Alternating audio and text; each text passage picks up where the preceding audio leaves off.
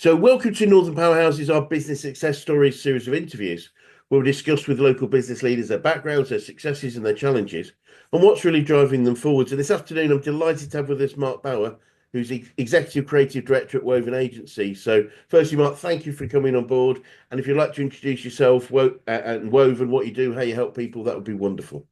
Fantastic. Okay. Well, thank you very much. Thanks for inviting me. Welcome. Woven, we're a creative brand engagement agency. So we work with creative and brand strategy, predominantly in the sort of luxury and high net worth space. And we can talk about how that happened probably as we develop the conversation. But yeah, so we work with brands that are addressing high net worth customers, kind of luxury audiences, that sort of thing. And we help them sort of find the core of their brand, understand who they are, what their purpose is, and then communicate that with their audiences. Brilliant. Brilliant. And I don't know how many brand name drops you can have, but if people go to your website, they can see some quite significant brands on there. It's some nice brands. We've worked with Princess Yachts for nearly 10 years. We've worked with a big Brazilian aerospace company called Embraer in their luxury jets division. We've worked with US manufacturers, all kinds of stuff. Yeah, there's some big interesting names in the portfolio. We've been very lucky to work with some really Brilliant. quite exciting clients. Yeah. Brilliant. Brilliant. And so if we sort of start by looking back and if you tell us a little bit about your background, how you got into business and why this particular Sure. thing for you. Yeah. So I started my career was like a faltering start. So I didn't go to university. I left school at 18, got a job in electronics because I thought electronics was going to be the thing. So I did maths, physics, and computing. So I was a bit of a nerd. And I grew up, kind of taught myself to program computers, all that kind of stuff. I was definitely in that sort of nerd camp around the beginnings of personal computing. Brilliant. So ZX81s and Yep. Spectrums and Commodore 64s and BBC Yep. Micros and all that sort of stuff. So that was my world. As I say, taught myself to program out of the back of computer magazines that I used to go and Brilliant. buy from the corner shop. And I thought kind of electronics and stuff, that was a good way to go. I'm not sure why. So I ended up with a couple of really boring jobs in that world. And I realized I was not getting anywhere. And I started seeing all these jobs advertised in sales where, they were advertising great salaries with bonuses and a car and all this kind of stuff. And I'm thinking like, I could do with a bit of that. Brilliant. So I was really lucky to get picked up by an Apple dealership who were based up in the north here. They were based in Bolton, had a big Canon dealership and a big Apple dealership, and they just took salespeople on with no experience. They just wanted to mold people, put them Brilliant. through the process. And so in my early 20s, after stumbling around for a couple of years trying to find my path, I got into Apple sales. So pre-press and publishing systems. This was pre-iMac. This Yep. was like early Apple when nobody Yep. really used Apple, not in this country. Yeah. Yeah. Yeah. So the only people that bought Apple were creative agencies and marketing companies and newspaper groups and publishers. So those were our customers. So I was in and out of every agency in the area, just figuring out what these people did. And I was there in my little suit and tie, and there's all these cool people hanging around in jeans, seemed to be having a great time. And I sort of thought, this looks like quite an interesting industry to be involved in. And then the internet like came along, Yeah. literally just like no one knew what this thing was. Yes. And so all these people trying to figure out what it was. And I was one of those people that quit my job with one other guy, and we started our first little what was a web development business in 1999. Wow. Yeah, so we quit our jobs. Two guys sat in an office, and we said, "Let's have a crack at this. We don't know what it's going to be, but it's probably going to be big and exciting." So that's how I got started. It was quite coincidental in a lot of ways, but I suppose I was ambitious. I wanted to. I was Yes. selling into companies. I was meeting people that were doing well. I was meeting people around my age as well that were maybe directors of businesses, and Yep. we were meeting one guy that had this lovely Alfa Romeo, and I was really jealous. And I thought, oh, well, I want something like that. So there's definitely a drive to get into business and do something for myself. But that was my stepping stone. Yeah, it was the birth of the internet, and just kind of thinking, don't know what this is going to be, but I kind of need to be in it because there's obviously going to be a lot of things going on from this Yeah. point forward. Wonderful. And so when you were growing up, is this what you foresaw, or did? It didn't exist, did it? I mean, going through school and what have you, you couldn't go and say to your careers No. teacher, I think I'm going to run a digital marketing business one day because there was no such thing. So, no, it's not what I envisaged. I don't think I had much of a clear picture. The only thing that I was interested in, well, two things really. I either wanted to be a marine biologist, and that was because I wanted to swim around with dolphins in the Yep. sunshine in the Caribbean. So it wasn't really about being a marine biologist. It was about swimming around in the sunshine in the Caribbean, or probably a musician. And if not a musician, then I would have my own range of kind of amplifiers and sort of musical Right. equipment. So those were the two routes that I sort of secretly had as a fantasy in my head that I might Brilliant. end up doing. Yeah. It's funny how Neither of we. which, neither of which came to pass, No, obviously. it's just funny, isn't it? How we just Yeah. move to different things, but Yeah, interesting. You mentioned amplifiers, which I guess is the electronic side of the we that's combine right. music. Yeah. Again, being a bit of a geek, it's like I kind of got involved in that. I always wanted, back in the day, it was you could get Commodore 64s and you could do MIDI on a Commodore and you could start making music and things. So I always Yes, wanted, the dream was always to have a little home studio somewhere, where you could do this sort of thing. brilliant, And it still is, and that's why there are microphones hanging around all over brilliant. the place. And it's a lot easier and cheaper now on things like GarageBand and Logic and all the rest of it. So There's so much you can do, isn't there? With, as you say, with minimal amounts of technology. yeah, so that was it. I mean, the industry appealed to me because it was creative, the people were fun. It was sort of the intersection, I think, of technology and creativity. Yes. So you've got these two worlds that collided. And I think I'd always been quite a creative kid. Yeah. I was a Dungeons and Dragons kid, Yeah. Brilliant. fantasy stuff, read a lot, painted a bit, liked photography. So there's a music, there's tons of creative stuff. And then you've got the kind of the tech stuff. So I sort of had a foot in each camp, I suppose. Yes. So wonderful, and obviously you've founded Woven, and you've got to hear what looking back over the period that you've run and grown it. What are some of the biggest challenges Mm. you've had to overcome? Well, I should probably backpedal actually, because there's one very, very big challenge that I had to overcome because that business that I started in 1999 didn't survive. Right. So I Yeah. ran that for 13 years, Okay. 14 Wow. years. We built that to several million turnover. We were kind of one of the early digital agencies in the area. Had a lot of big retail accounts, and Right. we ran into. So I had a £3 million business that was doing well. It was profitable, making money, 30 odd staff, and we had the pleasure of losing about £1 million worth of revenue in 3 months Oh.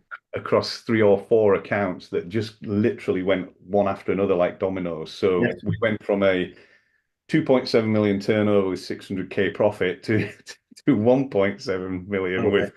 with minus three or 400K Yeah. in 3 months. And it was like just coincidental one after another after another. And so that was the biggest challenge along the way. So Good. we couldn't pull that around. There's just no No. way we could fill that hole. It was too deep and it was going to Yes. take too long. So we actually had to wind that business up in 2013, Right. which was huge. That would be my life for Yes. 13 I can years. totally Uh, understand. Yeah. Yeah. Heart and soul, as you do, you put everything Yeah. into it. It was your vision of what the future was going to be. And that business at one point, as I said, was making over 500,000 a year off a little business. And I was 100% shareholder, and I almost sold it at one point. And it probably would have been worth £3 to £5 million at Yeah. one point at its peak. So I call that my £5 million education, which Yes. in terms of staying positive. But Yeah. that's a tough pill to swallow. Yeah. So you do learn. There's a brilliant Tony Robbins saying that is like when you win, you party, and when you fail, you ponder. Yeah. And Yeah. you do learn a lot from that, and some things that you can look out for in the future and not repeat. So I Yes. did that. It took me a little while to again figure out what I was going to do next. So I did two or three sort of interim roles for a few years. Right. Did some client side stuff like interim marketing director, Yep. bit of agency stuff, going into different things as biz dev roles or whatever. Yes. Eventually, so I bumped into Helen, who is my now business partner, and I went in initially as a kind of part-time consultancy type thing on a biz dev perspective. Yep. This is in 2016, I think. Yeah. Yeah, something like that, about 8 years ago. And like the business, and it was the first time I'd walked into a place in 3 years where I kind of got that little pang and thought, oh, yeah, Brilliant. I used to be part of something like this, and it was a nice Brilliant. group of people, and it was fun. And Helen said, look, do you want to stay? And so we ended up doing a deal. So I joined the board. I've got, an equity stake in that business now, and that's Woven. When I met the business, it was called Inc. Digital Agency, and Right. it was based in Halifax. And I think, again, to be fair, I'm sure Helen would say the same. They'd sort of run out of steam a little bit. They didn't really know where to go next. Yep. They'd kind of the digital industry had exploded. There was Yep. thousands of agencies at this point, and they found themselves as a slightly undifferentiated. They got Yes. lots of different bits and pieces of stuff, but they didn't really have a really clear vision. And so that's what we did really. I came in and we actually just rebranded that business. So we did for Inc. what we now do for our clients. We Yeah. effectively dug deep. We looked at kind of what were we excited about, what did we want to do, what did we do Great. best, what were our values, and Yep. we just built this new brand based around all of that stuff, which was Woven, which was just, again, taking the best stuff we had and putting that right up front and saying, let's do more of this. So, you know, Helen had a fledgling relationship with Princess Yachts at that point in time. They just Right. won a pitch because they had a brand new CMO who was really forward thinking and wanted to do loads of digital stuff. So they just won this account, and it was like we got this tiny little business based in Halifax that's got this incredible account. So we just said, Brilliant. let's do more of that stuff, Yep. because it's super exciting. So yeah, we rebadged it, rebranded it, created this idea of Woven, created this idea of making brands work beautifully.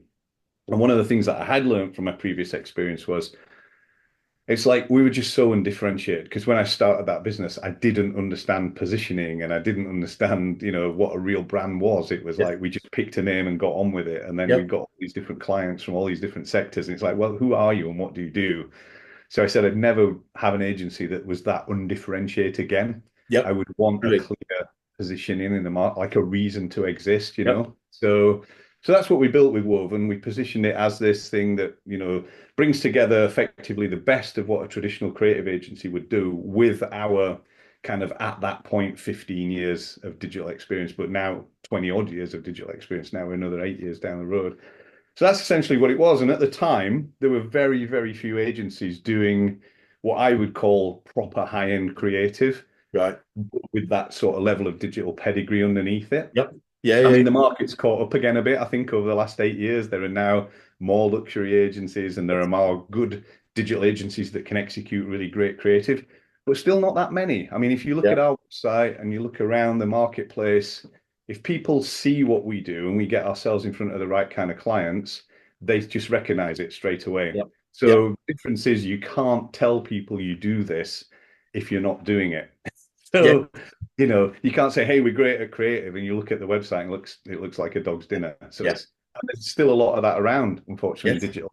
And if it's not a dog's dinner, then it's mundane. It looks like everybody else's. There's no differentiation, and we just wanted something that looked distinctly different. Yeah. It's a bit like, being able to do it isn't the same as actually that's, as you say, your reason for being. That they're two different Yeah, things, aren't they? And it's yeah, like, yeah, that's us. When you can say that's yeah, us. Like, yeah. So I used to say to Helen for quite a long time when we first did this, we had a vision as you do, and I used to say this is just ink digital in a new dress, right. and it kind of was that for a while. Yeah. So it took us years to turn that business from an undifferentiated digital agency into this kind of strategic brand agency that can Cool. execute in digital. Like I think there's maybe me and Helen might be the only members of staff left from that original team. Right. So it's been complete change of Oh, team, a wow. complete change of proposition. Yep. We've completely re-engineered. In fact, again, 3 or 4 years into this, I'd said to Helen, it's like the idea was we were going to pick this up and point in a new direction, but really what we've done is started a new business. Yeah. It's completely and utterly different business to to what we were doing as Inc. sort of 8 Yes. years ago. Yeah, so that's where that came from. And, the proposition and the positioning has been really powerful for us, and it's really helped us win. So people look at like this business and go, what the hell are you doing working for a Brazilian aerospace company? And it's Yeah, yeah. like, these guys came from the other side of the planet to hire us. And it was based on that proposition and that level of creative that we produce. I mean, Fabulous. they could have hired almost anybody on the face of the planet, Yeah, but they yeah, of course. Yeah, yeah, which yeah. was incredible. I mean, we don't take that lightly. We're incredibly sort of grateful for that. But I think it is testament to the strength of a clear position, It's This is what we do. when you're really clear on that, you attract the people Yeah. that Yeah. you're going to work best for, and they're going to work best for you, wherever they are, I guess. Yeah, exactly. So, about 30% of the business is in the States now. Again, almost coincidentally, we didn't really pursue the States, but we just started getting stuff coming in where it was like, we like what you do. Do you want to pitch for this? And we said, yeah. And then we won that. And what we found with the Americans is that they're incredible. If you do a good job, Yeah, it's like we've had more praise and more glowing testimonials out from the Americans than we've ever had from a British clients. They will tell you if they love you, but they also tell you if you get it wrong as well yes, in terms. But we kind of like that, we like that idea. We pitch ourselves as a Michelin star agency. That's what we put out there. We say we want to be in love that sort of kind of mentality of a Michelin star business. We send a 5-star guarantee out every week. Were we 5-star this week? And it's just yes or no. We don't want to say, were we any good? How good were we? Yep. How many stars out of 10? It's like, no, were we 5-star this week? And that's what we send. So these are the kind of promises we make into Yep. people. And yeah, then we have to try and live up to them. Yeah, That's, yeah, absolutely. But yeah. that So we sets set, all that. set the bar kind of quite high. They're wonderful because it does, and it keeps everybody. And you mentioned that it's probably only you and Helen, maybe one or two other people. Obviously, quite a lot of people have left. We often find when we improve, not so much we improve, not just improve standards, but be really clear on defining our identity, that we do Mhm. get people leaving because they say, well, that's not me. That's not. Yeah, yeah. Was that part of the recycling of the There's team? been a couple of things really. I think to be perfectly fair to, where we were as Inc. at that point in time, the team didn't have a huge amount of experience. There's a lot of recent graduates, young people doing relatively low value work, Yeah. and which was okay in that sort of general digital Yes. agency doing bits of SEO, bits of paid search, nothing very kind of strategic or kind of hugely high value. Yeah. So that's the main reason for most of the changes. We needed really experienced people. We needed Yeah. to make this proposition work. We needed to put people in front of our clients that had 10, 15, 20 years of experience of doing this. So there was a natural kind of shift in terms of the skill set in the business that we needed. There's another shift off the back of COVID. We talked about COVID earlier. Yep. So, we moved to a completely distributed model, which is why I'm now sitting in my spare room here and Wonderful. have been for most of the last 5 years. Yep. But we never went back to the office. And we were part of what do they call it? The big resign or whatever. Yes. So, Yeah. Yeah. yeah. So we found that, again, there was an adjustment there. Some people, particularly younger people, wanted the support of being in an office. They wanted Yeah. the social aspect of being in an Yes. office. They wanted to be in town so they could go for beers and stuff and do all that cool stuff. And all of us old geezers with kids and stuff were quite happy to be at home and not have to suffer the commute. So there was a natural shedding again of people Got who you. want Yeah. to be part of this and who doesn't want to be part of Yeah. it for Brilliant. all kinds of reasons. Yeah. Brilliant. And looking back, what would you say some of the biggest things you've learned about growing businesses? Wow. People. Pete. Yeah. Yeah, recruitment and due diligence around recruitment, how expensive and disastrous it is to get it wrong. Yeah.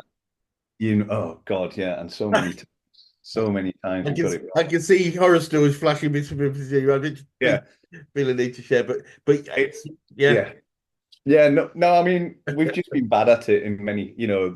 There's a problem that I've come to understand when in terms of me and my own personality and the way that I work. And I know you talk about action coach, I talk about EOS. There's different sort of models for this, but we have this idea of visionaries and integrators. And I am definitely quite heavily on the visionary side of that scale Yep. and not the ops person. And Yes. I think for years and years and years, I probably lied to myself and told myself that I could do the ops stuff but I just don't have that sort of level No. of diligence. I just don't. And it's take me a long time to learn that. I'd meet people and go, oh, they seem nice, and you'd hire them, and off they go. And then a year later, it's a disaster, and you're having to get them back out of the business, and they've ruined everything. And it's like how many times we've gone round that, where But like, it's I mean, it is people tend to want to recruit people like them, yes, yeah, and that's an obvious thing. It's like if you want to get a bunch of mates, you probably want a yeah, bunch of but we're not exactly, hiring mates, we're hiring people that yeah, do a particular job, and it's yeah. a very common thing, isn't it? It really is. I mean, as I said, I've also come to realize, and I've talked to people about this. It's like I grew up in a working class mining village environment. I don't have any successful mentors or people in my family or anybody that's ever done anything like this. So I think there's been a lot of having to figure it out Yeah. yourself as you Yes. go. And here I am at nearly 54 and I'm still figuring stuff out, and it Absolutely.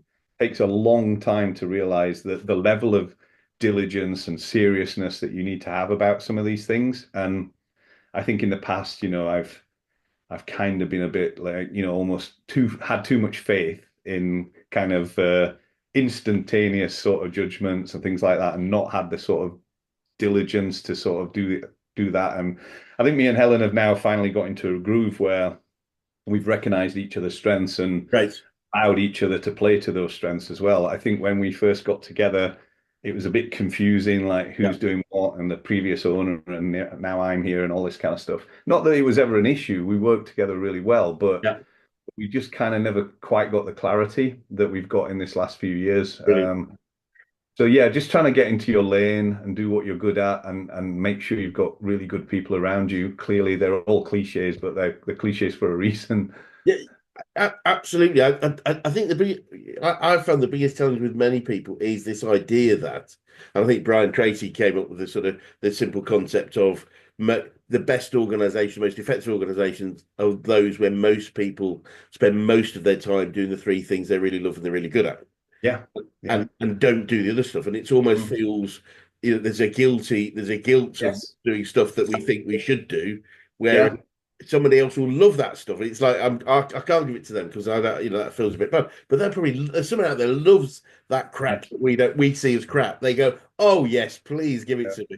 And I don't Well, do what you do. And it's when we we get brought someone into the business fairly recently, actually, and it was one of the few times in recent memory. Not to, we've got a lot of people here that have been here 7 or 8 years now, so I don't want it to no, sound like no, that. brilliant, yeah, yeah, yeah. We've got people like our creative directors and creative team and people that have been here a very long time. So through all Yes, of this change, there have been people that we found and that have stayed and are fundamental parts of the business.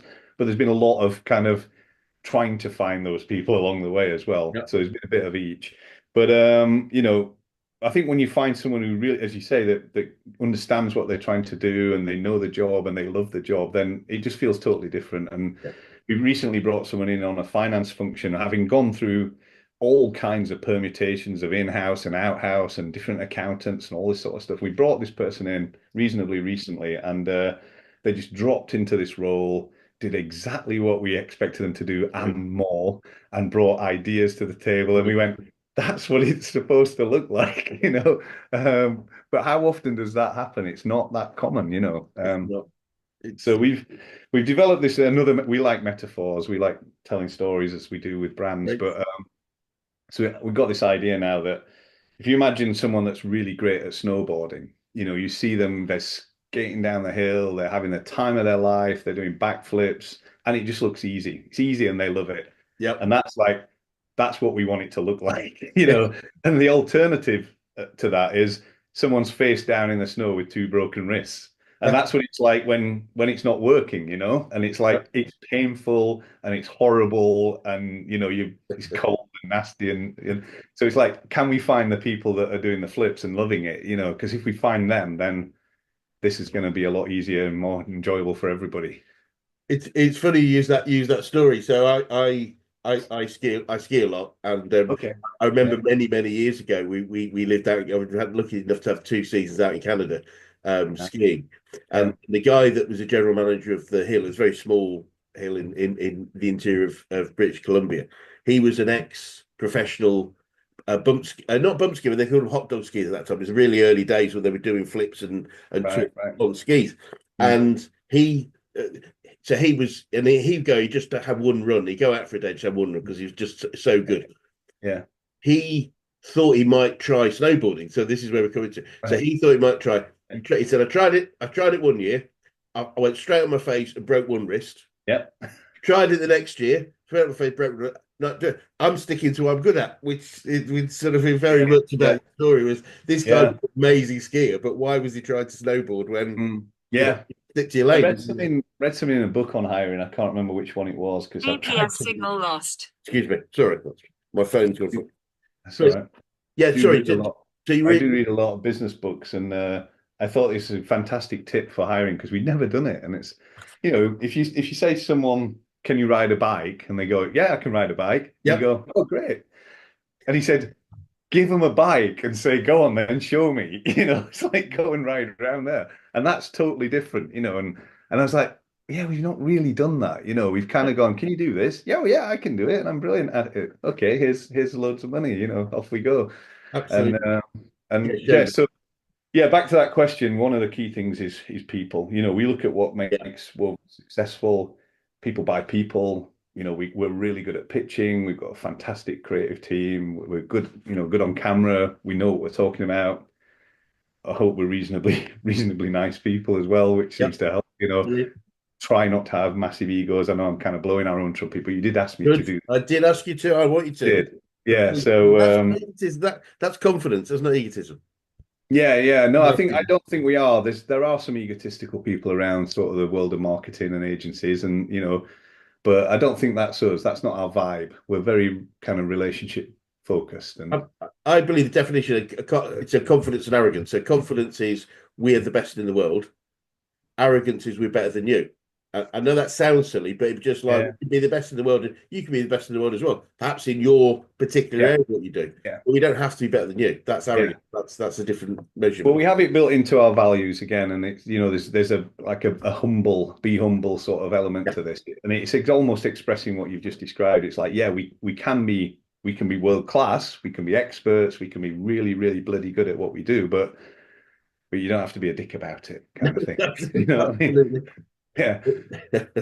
We're going to And come on it's to so interesting, isn't it, when you work with people, even in these brands, and you sort of have this idea that these brands are going to be populated by kind of some strange breed of human being that is completely different to you, and they're not, and you just end up meeting people, and it's like, hey, these are just people, and they want to work with people they trust and that they like, and heaven forbid, enjoy working with. Do you know what I mean?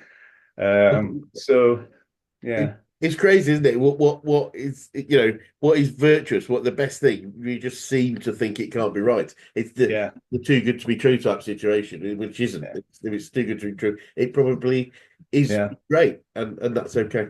Well, Uh, we've gone, if you could allow me, we've kind of gone into, we do this brand thing and we do this kind of bit of sort of biopsychology type stuff. And, yes, for our own, obviously we did it for our own business and our own brand. And yes, we use this idea of what we call brand archetypes, where brands could inhabit like an archetype character of different sorts. great, We decided instead of being like a sage or a creator or all these kind of things that agencies could be, we wanted to be a lover archetype. So we wanted to make all of our messaging around connection and great, relationships. We wanted great. to have these really human relationships with our team and with our clients, and that's driven a lot of our thinking. So, when we talk about making brands beautiful, making brands work beautifully, we say, from love at first sight to partners for life, and we're talking about Nice. when do you meet your customers, and we use this language of soulmates. So Yep. can this brand find its soulmates?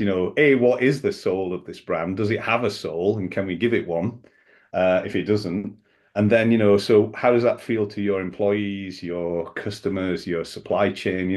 That's how the kind of language model that we've evolved around this idea. Yes. And I think it gives the business just a completely unique feel compared to, what almost every creative business would have gone for. We're a creator archetype, or Yep. we're something much more functional in terms of what they do. Yes. So I think part of what we do and what brings the passion and the energy and the emotion to it is this idea that we've embedded right at the heart of the business around relationships. Brilliant. Brilliant. And then that's the part of the human condition, isn't it? Building Yeah. relationships, and it's bang on. That makes absolutely perfect sense. Particularly as we move into this increasingly synthetic AI generated Well, world, yeah, this yeah, is only going to become. We were sat in a creative meeting a couple of weeks ago around this proposition, and we were just saying, in a sense, the world's almost come round to us because the stuff we're talking about, human connection and emotion and what it's like to be a human, is actually now so central to the conversation. yes, And going forward, like how do you absolutely, retain that and how do you differentiate that in this completely like world where everything's fake? absolutely. Yeah, Yeah. no, bang on. It Mm. is going to be really interesting where we go in the next 5 to 10 years, and things like, as you said, being remote working and things is how can we build those, or how can we Yeah. continue to build those relationships effectively? I believe we can very well, Mm. but I Mm. think there's additional things we need to do to make sure, and probably have some personal physical connection at some point, but not Yeah. necessarily. It doesn't have to be every day.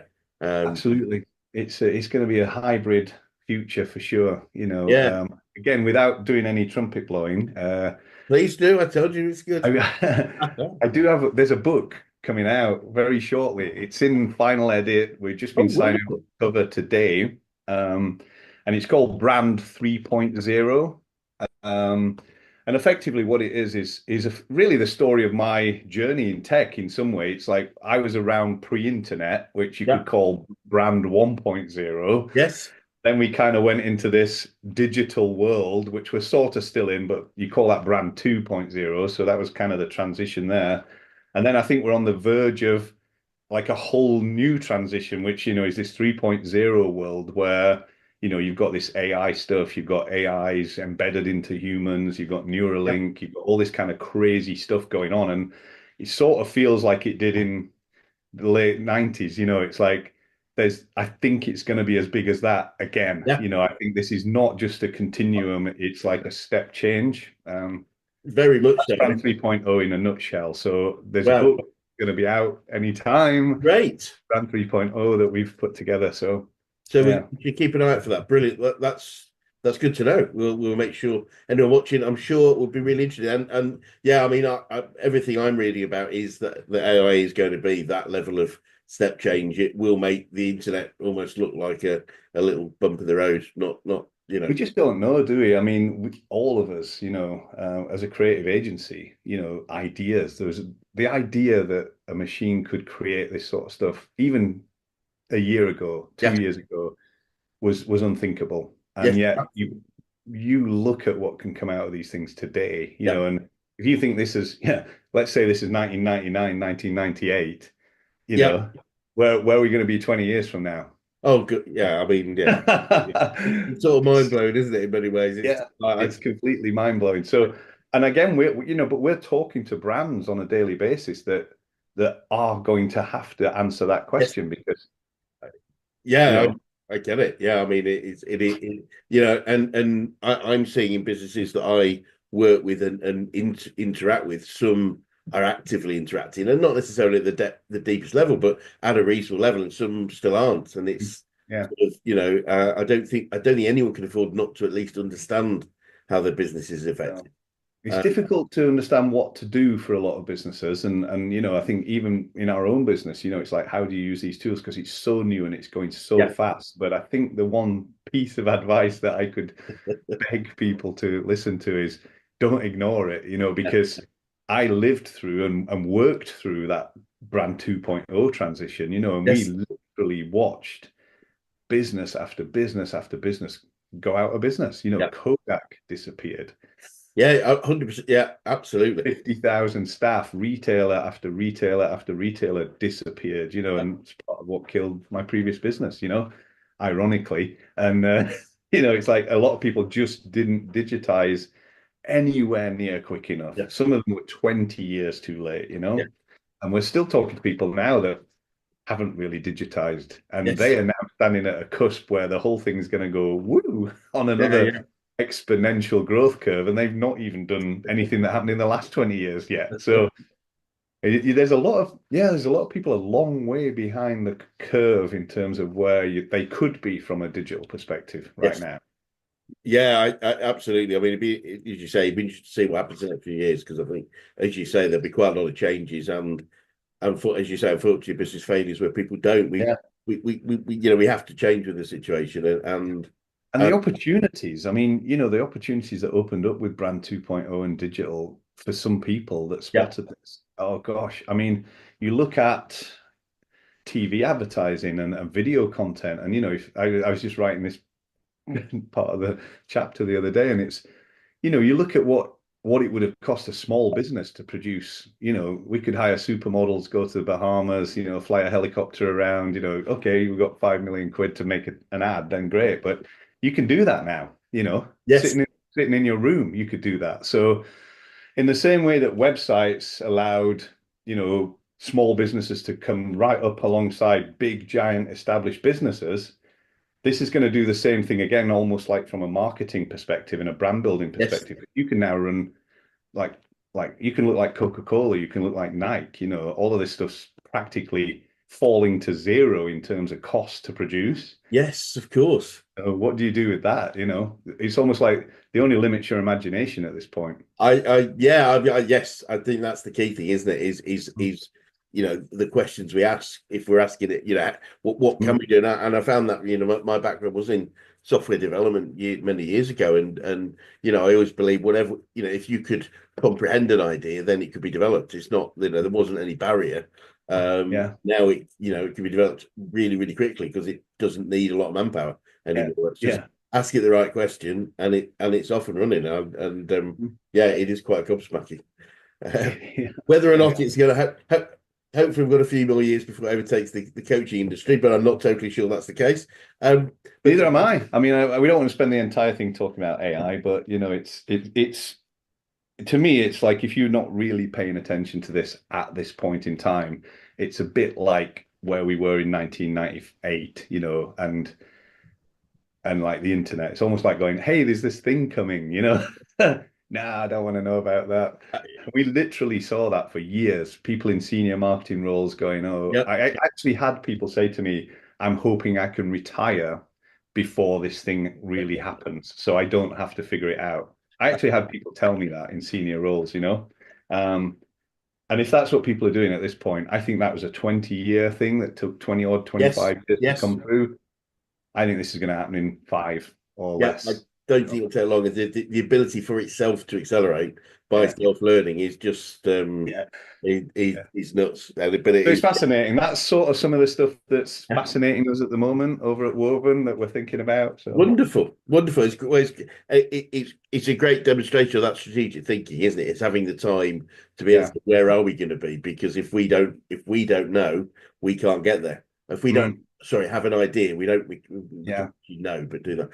Um, What's really brilliant from our perspective is that, again, as I say, what it really means is all those brands that don't have that sort of soul, that don't really have a clear identity and a clear purpose, they've got to go back and do that work first, yes, because you're just not going to survive this next thing when, you it, know, if you're going yeah, to stick the gun and you don't have a clear identity and a clear position and a reason to exist and a reason to connect with your audience, it's like, what is going to be your guiding star for the that's next? in, yeah, no, that's interesting. It brings it a little bit back to your own personal history. I think Simon Sinek in his book Yeah, Start with Why talks about purpose exactly. and uses Apple as one of the big examples of they were clear on what their purpose was, and Yeah, it wasn't yeah, about technology. It was about yeah.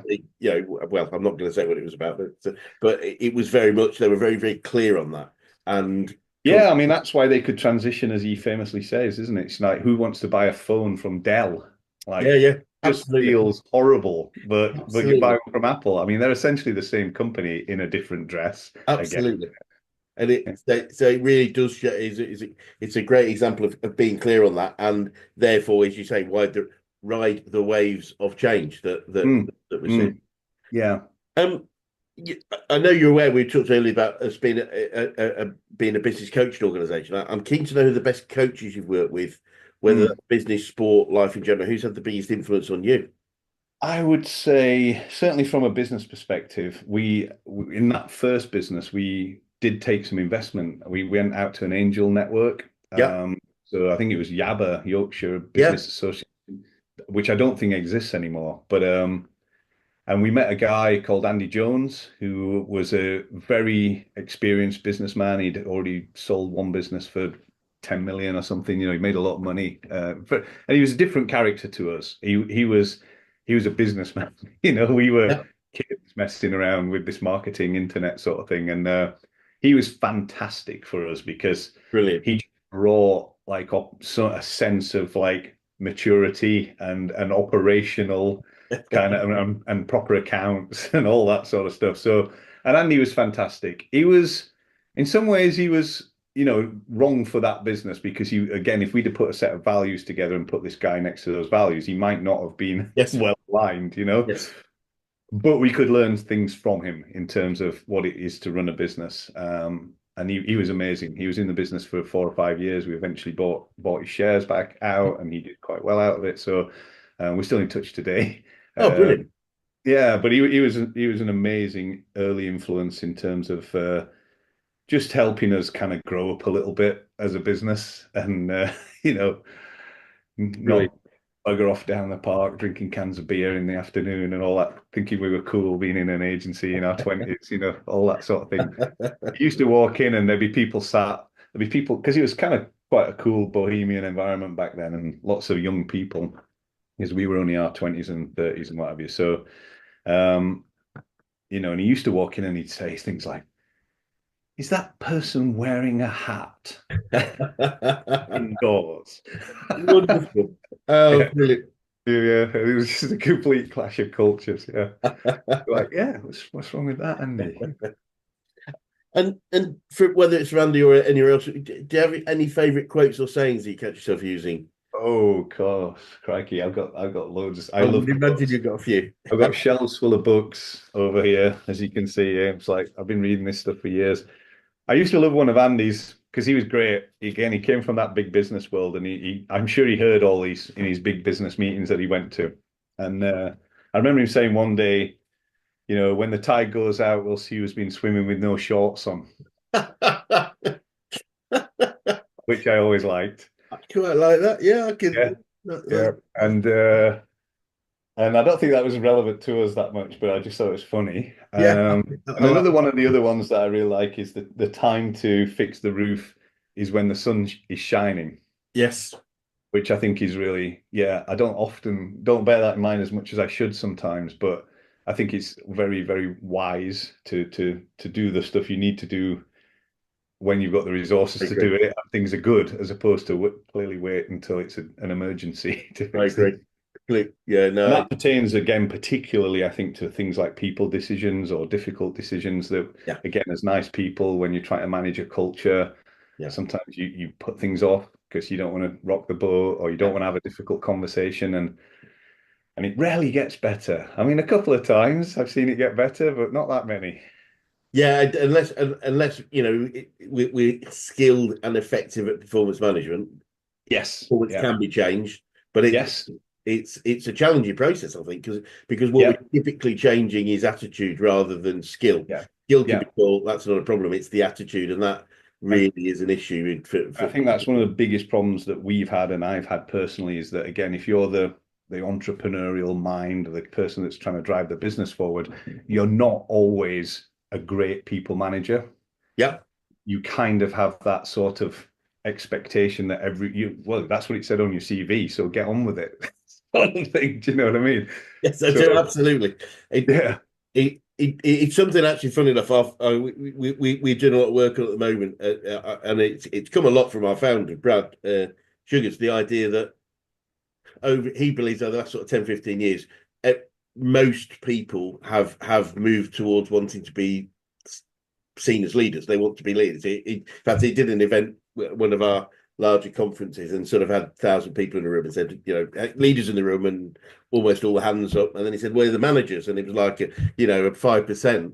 And he said, "Well, Mm. look, leaders need to be there to inspire, to Mm. maintain the message and the purpose. But management is about getting people to do things Yeah. right day in, day out." And and he felt that we'd lost, as a business community, lost a lot of that management process and And the set. sort of glamour around that, which feels, as you said earlier, it's almost like, hey, this is the fun stuff, the strategy Absolutely. and the leadership, and then who wants to actually go and do the work, you know? Absolutely. I had a couple of guys working for me going, "Oh, well, I'm a leader." Oh, well, hold on a minute, we only need one in this business. Yeah, But, yeah, yeah. so I think it's really interesting that, good management is Mm.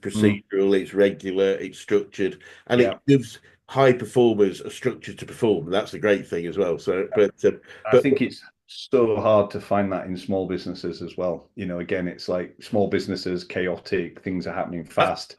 and they're started by leaders. They are started by entrepreneurial people that don't Exactly. Yeah. naturally value that.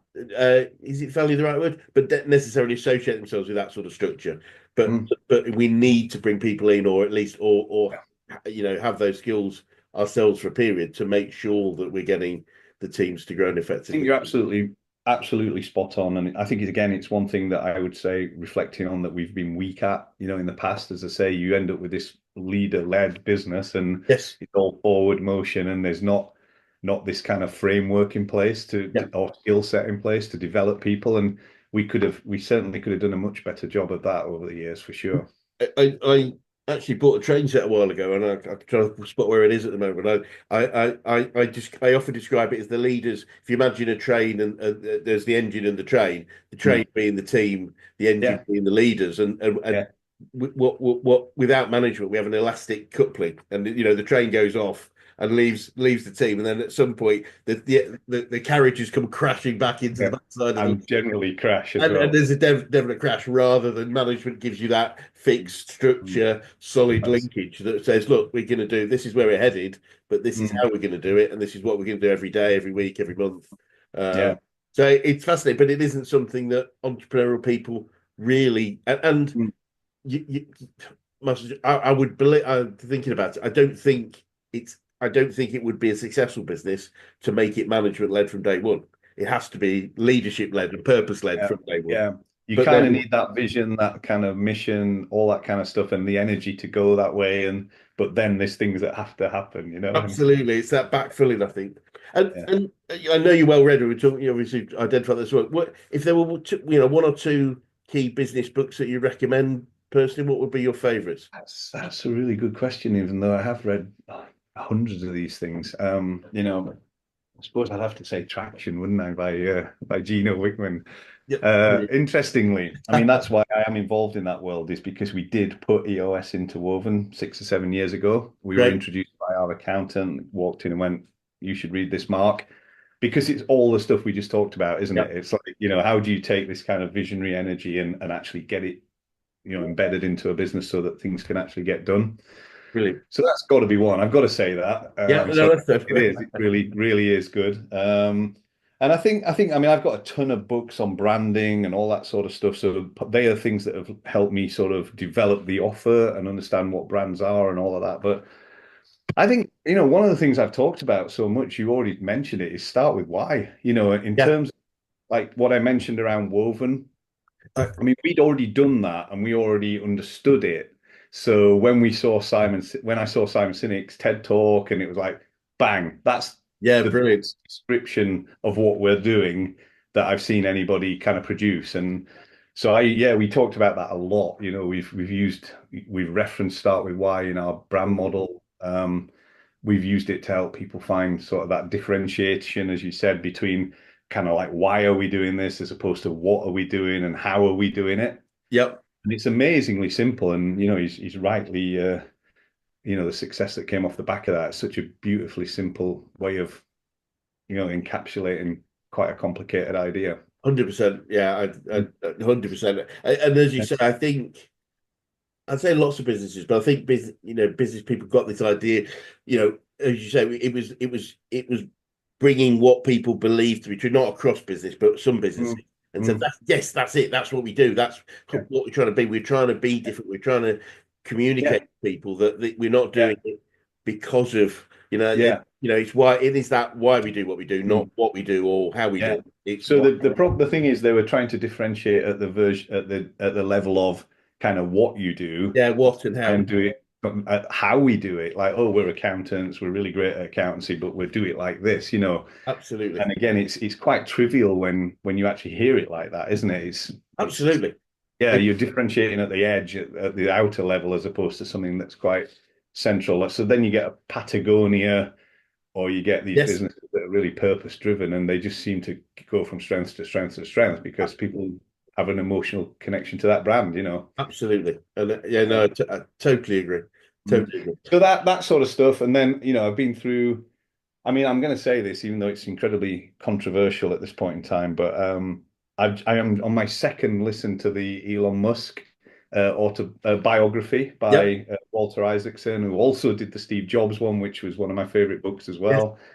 And although the guy clearly is a monster and clearly you wouldn't want to work for this guy, but the lessons in terms of what's possible, just in I agree. terms of, Yeah. I mean, it's like I've read Branson, I've read every kind of like business biography I could get my hands on, all these people, Steve Jobs, Alan Sugar, everybody, and it's like nothing. There's nothing like this. This is just No, on a no. completely different level. And the algorithm just simplify, simplify, simplify. The way that he just cuts complexity out of processes and brings a toy car in and says, why can't we just mold the whole thing in one piece like a toy car? Can't be done. Do it. And it's like, boom, and it gets done. Absolutely. No, So yeah, I know he's an intensely unpopular man and possibly for good reason, but I but yeah, it's just it's almost eye-watering as someone that's kind of tried agree. to I, it's funny. I completely agree. I mean, I think I use the idea of his vision being put, civilizations on multiple planets, and I don't think in any of his autobiographies it is specifically stated, but I'm pretty sure he went right to do that. I need a few billion quid. How can I do that? Oh, PayPal. The idea of PayPal is just how do I make 4 billion quid Yeah. so I can then invest it in Starlink. Now, for most people, especially including me, 4 billion I think would be enough. Mm, It's mm. Yeah, that's a big yeah, enough vision. Is let's yeah. make 4 billion quid, but and it's just like just thinking of a different level. And he It's it looks like he's proving himself to be. it's pure sort of like mind expansion in terms of Jesus Christ. You think you're trying to run this little business, and it's like, and this he's got digging tunnels under LA and launching spaceships and putting chips in people's heads and building robots and revolutionizing the Absolutely. infrastructure, the transport network, and you're like, what have I got to complain about on a daily basis? It just makes me feel bad. It's like if I can't do this one little thing. Well, at this point, I would normally ask, what does the future look like for you guys, and what challenges you face? I will ask that question. I appreciate, and I'm just so we're clear. I'm not looking for Elon Muskish scale, Yeah. but where are you guys headed, and what are the challenges you might face, if any? It's really interesting actually because again we've continued to move our positioning around a little bit and we've continued to sort of figure out what kind of business we are. And I read another book called 10x is easier than 2x by a guy you might know called Dan Sullivan from Yes, Strategic Coach. And I loved it. It was like that's the model for us. What I don't want Woven to do necessarily is I don't think we're ever going to be a 50-person business or a 200-person business. I think what we actually want to do is just hunker down and get, even better at the yep, few things we do. And so our 10x is probably to go 10x in value and yes, 10x in the kind of clients and the 10x in the sort of level of yes, service that we deliver yep, rather than trying to 10x the size of it, yep, which frankly we had spent some time trying to do that in the past, and we'd constantly run into problems trying to scale it and keep the service delivery for all some of the reasons we've mentioned previously. yes, yeah, yeah, But we kind of said, look, it's not that's not what we want to do. We just want to do really, really bloody good work for really, really bloody good clients that are frankly willing to pay us a lot of money to do it. So So that's kind of the 10x for us, hopefully, for the future. So we're going to continue to narrow our focus, be more woven, not try and get fingers in too many pies. In fact, we'll probably even do less stuff Yeah. than we've done previously, and just continue to dig that sort of channel that we've started to dig around, brand and soulmates and emotional connection with brands. And that's our language. And so we see that as our path now. And we're not, again, from a mentality point of view, is not trying to grow a giant, Yes. 200, 300,000 person business. We're just trying to grow really more like a consultancy, Do you know what? I would suggest when you focus on those sorts of things, the growth can often happen by itself. Yeah, yeah, If that makes sense, it's when we try and focus on growth, it's probably not the right thing to focus yeah, on. But if we focus on being, absolutely amazing what we do, we're probably going to get a whole bunch more clients turning up, you yeah. know, and Hopefully, it's being yeah, open to it. But yeah, I would imagine we would probably be quite in agreement on this, though, because I meet a lot of people that say, for different reasons than you, Mark, but say, look, I don't want to get too big. And the reason they say this, I don't want to get too big because then the culture changes. mm, And I said, well, here's the deal. Your job is to maintain the culture. And if it does, it can grow to any size and it'll still be the same business. And yeah, yeah, that's the find yeah. that purpose and be the champion of that purpose. Mm, And then the size is a little bit irrelevant. It's yeah. And um Peter Drucker, we talk about books again. yes, Culture eats strategy for breakfast, absolutely. That's another like key saying, isn't it? And so we use a couple of Peter Drucker quotes because I love the pithiness. It's like someone's Yep. put an entire book into a thing and boiled it down, and like two sentences came out, and it's culture eats strategy for breakfast, and like bang, Absolutely. that's all you need to Yeah. know. And the other one that we use on every pitch is that, the aim of, and I love this, this is central to what we do. It's the aim of marketing is to know and understand the customer so well that the product or service sells itself. Yeah. It's like we shouldn't have to sell this to Yes. people because let's make something they actually want. That would be a good idea. And it's that idea of putting marketing is not about trying to flog the thing you came up with. It's about trying to figure out what the thing is in the first place. You're absolutely bang on. We had Sir Terry Matthews speak at our event in so you may or may not know who he is, but he's known to be the first Welsh billionaire. So he's famous. He's a bit of a hero of mine, and he owns a place called Celtic Manor, which is a large hotel and golf complex just at Right. Newport, where he was born. It was actually built on the site where his hospital, the Mm, hospital he was born. And he rarely speaks. He's not a British speaker. He won't have photos taken. He's not on right. social media. Right. But Yeah. we asked him because we were hiring Celtic Manor. Would he speak? And he lives in Ottawa, so he flew in and did it. And someone asked a question, and they said so he made his money in the same sort of period as Alan Sugar in microelectronics. So Mm, okay. to a factor of 10, he's got. He was just saying, look, I've got 1 billion, one business doing 10 billion. I've got three or four doing, Yeah. single digit billions. And so I Yeah. only just tell just saying, oh, somebody just said, look, what's your secret to business? It was a bit of an average question, but the answer was amazing. And it was so relevant. He said, look, I know this sounds really simple, but I asked my customers what they wanted and I went and found it for them. And made it. Yeah. Uh, uh, Yeah. made it off it, and it was just like, yeah, bloody hell, it is as Yeah. simple as that, isn't it? You're absolutely, Yeah. if we know what our market wants and we've got Mm, it, mm. it's here. For Um, most of us, that's enough, isn't it? It's like if we could do that yes, and that kind of solves most problems. And then you get people like Steve Jobs, like the once in a generation person that makes stuff people didn't even know they wanted. yeah. Well, I think because there's a little bit going back to sort of Henry Ford, wasn't it, when he Yeah. said, if I asked people what they wanted, they would be an eight-legged horse or something Be a like faster horse. that. Yeah. Yeah. And But that's it. Steve Jobs was that thing. He didn't do market research. He's like, if they no, knew what they wanted, then I want to build something they didn't even yeah, know, which is incredible. That's just a whole different level of there's just so many different ways, isn't there? And there yeah, are but as you say, very unsafe. There aren't many Steve Jobses, and there aren't many people that can do no. that. You've got to get it right, I guess, haven't you? You Yeah, yeah. don't have to get it right if you ask your marketplace. You don't have to get it right because you There might. might be lots of Steve Jobses, but we just not ever heard of Well, the. 900 million of them that got it wrong, I think there might be, Yeah, I think there are, and I think he was very, very brilliant and the right place at the right time, and pretty he put those prescient. two things Yeah. together. Yeah. The Um, whole thing about getting rid of the stylus and the whole thing about getting rid of again, think about like the industries that were just overturned off the back yes, of like just a few ideas. uh, uh, uh, Streaming music, telephones, home computers, animated cartoons, Pixar. It's like, wow, it's not a bad crop of results. absolutely.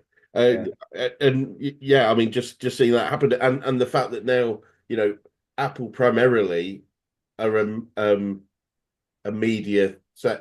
sales business. That's what Yeah. Yeah. that's where Yeah. their money is. The technology is almost like is designed to deliver it, but it's so absolutely fascinating. Well, Mark, it's been absolutely fascinating to talk to you. I think we could talk for another couple of hours. Yeah. We So, probably could. Yeah. Yeah. but for now, and maybe if you, with your permission, we can swing by again another 6 to 12 months and maybe continue and see Sure. Yeah. where you've achieved. But for now, anyone that's interested in learning more about you or Woven, what would be the best way to communicate with you?